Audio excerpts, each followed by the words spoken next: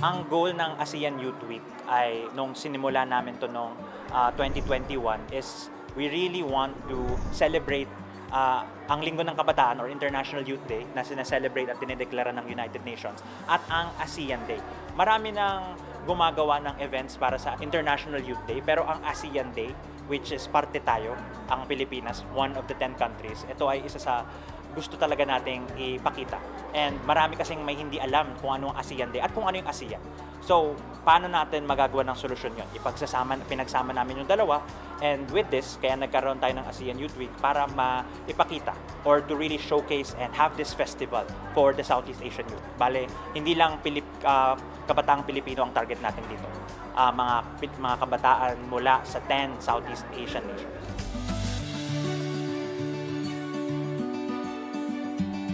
Ang rami talagang advocate groups. Today, we have 300 participants from different universities. Dahil meron kaming mga chapters mula sa iba't ibang bansa, simultaneous nangyayari ang mga event. Siguro us achieving our goal of celebrating the Southeast Asian youth. I'm actually happy na I'm here po sa event na to since I'm surrounded by the leaders, young full minds, students, tsaka thinkers po.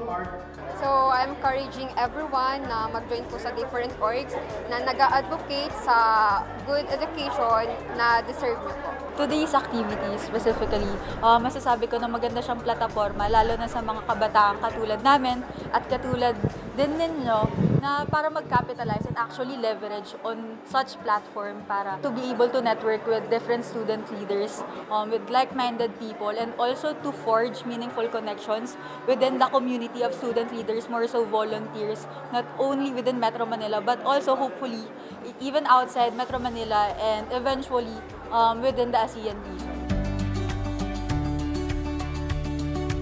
Encouraging young people is not easy.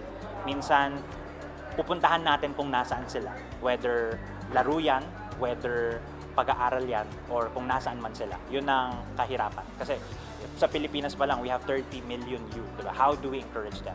So, we want to reach them, and we reach them by finding where they are. When we find where they are, we sympathize, we empathize, and we give them the opportunity to speak, to learn, and to be part of the advocacy group. That's why the ASEAN Youth Advocates Network is accepting membership on a yearly basis, ongoing, every day.